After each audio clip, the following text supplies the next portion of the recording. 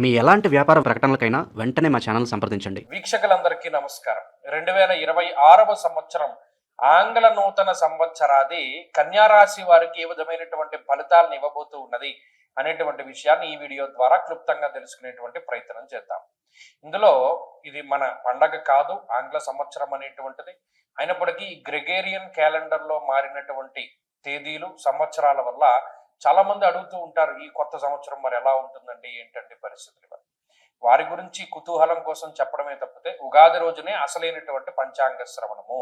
అయితే కొంతమంది అతిశయోక్తితోటి ఈ మధ్యన జ్యోతిష్యం ఎలా తయారైందంటే, అబ్బాయి మనం మోడర్న్ గా ఉన్నాము, లేదా వాళ్ళ వేషధారణ అంటే పక్క వాళ్ళ గురించి కామెంట్ చేయాలన్న ఉద్దేశం కాదు, కానీ వాళ్ళ మాటలు అంటే ఇప్పుడు ఈ ఆంగ్ల సంవత్సరంలోనే ఆదాయ వ్యయాలు, రాజపూజ్య అవమానాలు, ఇలా అనేక రకాలుగా మాట్లాడుతూ ఉన్నారు. లగ్నం అంటే ఏంటో కూడా తెలియనటువంటి వారు గోచారాన్ని లగ్నంతో ఫలితాలు చెప్తూ ఉంటారు కొంతమంది. దీంట్లో గజకేసరి యోగం అంటాడు ఒకడు, భారతంలోనేమో భరతుడు, రామాయణంలోనేమో ఇలా ఏదో సామెత ఉంటుంది చూడండి. అలాగా అసలు లగ్నానికి గోచారానికి సంబంధం ఏంటో, లేకపోతేనేమో బుధాదిత్య యోగం ఏంటో, గజకేసరి యోగం ఏంటో, ఈ 3 రోజుల్లో మీరు కోటీశ్వరులు అవడం ఏంటో మరి నాకు తెలియదు, కానీ ఇవన్నీ వచ్చాయి. అయితే ఇది మీరు ఖండించండి. ఎప్పుడూ కూడా జ్యోతిషం అనేటువంటిది నవ్వుల పాలు కాకుండా ఉండాలి అంటే అటువంటి వారిని మీరు ఖండించాలి. రాజపూజ్య అవమానాలు ఎవడైతే చెప్తున్నాడో వాడిని ఖండించండి. ఇక ఈ ఆంగ్ల సంవత్సరంలో కన్యా రాశి వారికి ఏ గ్రహాలు యోగిస్తూ ఉన్నాయి? ఇక్కడ 6వ స్థానమందు రాహువు అనుకూలమైనటువంటి గ్రహం. ఈ సంవత్సరం మొత్తం మీద షష్ఠరాహువు చాలా యోగించేటువంటి గ్రహంగా చెప్పవచ్చును. 6వ స్థానమందు రాహువు ఇచ్చేటువంటి బలం ముందు ఏ బలము కూడా సరిపోదు, అంత బలమైనటువంటి గ్రహం. ఆ ఫలితం మనం మాట్లాడుకుందాం. ఇక కంటక శని, 7వ స్థానమందు శనేశ్వరుడు. ఆయన వక్రిస్తారు, మామూలుగా ఉంటారు, ఏదైనా 7వ స్థానాన్ని వదిలిపెట్టరు. అయితే కొంతమంది ఏమో మళ్ళీ శని వక్రించినప్పుడు ఒక వీడియో తీస్తాడు, మామూలుగా ఉన్నప్పుడు ఇంకో వీడియో తీస్తాడు, అది ఇష్టం. అసలు ఈ ఫలితాలు ఎక్కడ చెప్పబడ్డాయి? ఒక శ్లోకం చెప్పమంటే ఎవరికి రాదు. సరే, ఆ విషయాలను పక్కన పెడితే ఈ శనేశ్వరుడు మొత్తము కూడా 7వ స్థానం అందే ఫలితాన్ని ఇస్తున్నారు. అది కంటక శని, అది అంత అనుకూలమో కాదు, ప్రతికూలమో కాదు, మిశ్రమ ఫలితాలు. ఇక జూన్ నెల 2వ తారీఖు వరకు గురువు దశమ కేంద్రమందు ఫలితాన్ని ఇస్తారు. జూన్ 2వ తారీఖు దగ్గర నుండి అక్టోబర్ 31 వరకు లాభస్థానమందు గురువు గొప్ప యోగ్యమైనటువంటి ఫలితాన్ని ఇస్తారు. అక్టోబర్ 31 తర్వాత 12వ స్థానంలోకి వచ్చి అర్ధశుభుడుగా గురుడు ఫలితాన్ని ఇస్తాడు. అంటే ఓవరాల్ గా గ్రహస్థితిని చూసుకుంటే ఒక 55% వరకు మనం కన్యా రాశి వారికి శుభ ఫలితాలని ఆశించవచ్చు. ఎందుకు 55%? గురువు యోగంగా ఉన్నారు, రాహు విపరీతమైనటువంటి యోగంగా ఉన్నారు. ఇక్కడ గోచారంలో ఎప్పుడు బలం ఎక్కడ అంటే, పాపగ్రహాలు ఎప్పుడైతే గొప్పగా యోగిస్తాయో, శుభగ్రహాలు విపరీతంగా శుభ ఫలితాలను ఇవ్వడం కన్నా పాపగ్రహం ఫలితాన్ని ఇవ్వడం గొప్ప విషయం. కాబట్టి గౌర్భూమి శత్రునాలాభం షష్ఠ స్థానగతే పని అన్నది శాస్త్రం. ఇప్పుడు కన్యారాశి వారికి గత సంవత్సరంలో కానీ ఈ సంవత్సరంలో కానీ బలం, ప్రధానమైనటువంటి బలం రాహువు.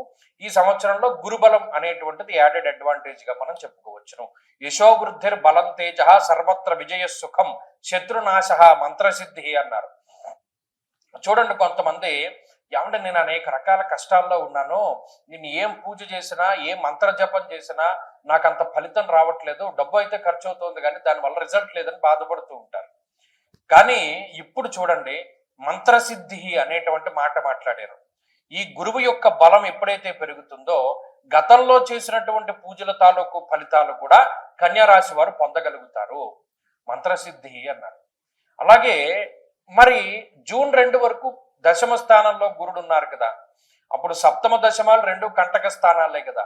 ఆ 2 గ్రహాలు కూడా అంత యోగించవు శని గురులు. అప్పుడు ఏ విధమైన పరిస్థితి ఉంటుందంటే, ఓ సంవత్సరం ప్రారంభం జనవరి 1 నుండి జూన్ 2 వరకు కూడా చూసుకుంటే ధాన్యనాశో ధనచ్ఛేద వృధా సంచరణం భయం అన్నారు. ఇక్కడ కొంత ఖర్చు చెప్పాడు సంవత్సరం మధ్య వరకు. అంటే ఒక ఫస్ట్ హాఫ్ అంతా సెకండ్ హాఫ్ కింద మనం పెట్టుకుంటే జూన్ వరకు ఖర్చు చెప్పాడు. ఎవరికి? కన్యా రాశి వారికి. ధాన్యనాశ ధనచ్ఛేదం వృధా సంచరణం భయం. ఈ డబ్బంతా కూడా ఏమవుతుందంటే అప్పులు కట్టుకోవడానికో, లేకపోతే ఏదైనా శుభ కార్యక్రమాలు చేస్తే వాటి బాకీలు తీర్చుకోవడానికో అటువంటి వాటికి ఖర్చు అవుతూ ఉంటుంది. అలాగే అనవసరంగా కొన్నిసార్లు ధనాన్ని ఖర్చు పెట్టవలసినటువంటి పరిస్థితులు ఏర్పడతాయి. వృధాగా భయపడుతూ ఉండడం ఇవి సహజ లక్షణాలుగా చెప్పారు. అలాగే ఇక్కడ ఇంకొక మంచి విషయం ఏమిటి అంటే ఉద్యోగపరమైనటువంటి మార్పులు. ఉద్యోగ మార్పు ద్వారా దేశాంతరవాసం చేయగలిగేటువంటి శక్తిని ఈ గ్రహస్థితి ఇస్తుంది. అంటే విదేశీయానం చేయగలగడము, లేదా విదేశాల్లో స్థిరపడము, లేదా విదేశాల్లో ఉండేటువంటి వారికి అక్కడ ఏదైనా గుర్తింపు లభిస్తూ ఉండడం. కొంతమంది ఏదైనా మాకు ఇక్కడ సిటిజన్షిప్ రావాలండి, లేకపోతే ఏమో ఇక్కడ ఉద్యోగం రావాలండి, ఇక్కడ వ్యాపారానికి ఫలానాది కావాలండి అని అడుగుతూ ఉంటారు. అటువంటివన్నీ కూడా అక్కడ ఏర్పడడానికి వాటికి కన్యా రాశి వారికి అవకాశం ఉన్నది. ఇది ఏ సందర్భంలో, ఏ నెలల మధ్యలో అంటే జూన్ 2 నుండి అక్టోబర్ 31 మధ్యలో అప్పుడు జరుగుతుంది. అలాగే ఈ లోపల వేరే ప్రాంతం వెళ్ళడానికి, వేరే దేశం వెళ్ళడానికి చేసుకునేటువంటి సన్నాహాలు ఇవన్నీ కూడా చక్కగా ముందుకు సాగుతూ ఉంటాయి. వాటి వల్ల ఏమి ఇబ్బంది లేదు. ఇక ఉద్యోగ వ్యాపారాలు మధ్యస్థంగా ఉంటాయి. ఇక్కడ విపరీతమైనటువంటి లాభము లేదు, విపరీతమైనటువంటి నష్టము లేదు. వచ్చినటువంటిది గెటాన్ అవడానికి సరిపోతూ ఉంటుంది. అలాగే సంపాదించినటువంటి డబ్బు, ధనం అది నిల్వ చేయడంలో కొంత ఇది ఉంటుంది, జాప్యం ఉంటుంది. ఎందుకంటే మరి ఖర్చులు కనబడుతున్నాయని చెప్పాం కదా. అలాగే ఇంకొక ముఖ్యమైనటువంటి విషయం ఏంటంటే ఉద్యోగపరమైనటువంటి విషయాల్లో కొన్ని క్రియాశీలకమైన మార్పులు జరుగుతాయి. అంటే ఉద్యోగం పని వేళల్లో కానివ్వండి, లేకపోతే ఉద్యోగ సంబంధమైనటువంటి విషయాలు, పనిచేసేటువంటి కంపెనీల్లో మార్పు కానివ్వండి, ఇలా ఏదైనా తీసుకున్నా వాటిలో అనేక రకాలైనటువంటి మార్పులు జరగడానికి అవకాశం ఉంటుంది. ఇలా కన్యా రాశి వారికి ఉండేటువంటి పరిస్థితుల్లో ముఖ్యంగా ఆర్థిక సంబంధమైన విషయాలు కూడా ప్రభావితం అవుతాయి ఈ గ్రహస్థితి వల్ల. శత్రువుల వల్ల లాభాన్ని పొందగలిగేటువంటి గ్రహస్థితి, అలాగే శత్రువుల వల్ల లబ్ధి పొందేటువంటి పరిస్థితి ఈ సంవత్సరం కనబడుతుంది. అది మీరు గుర్తుపెట్టుకుంటే ఖచ్చితంగా మీరు అనుకుంటారు అప్పుడు.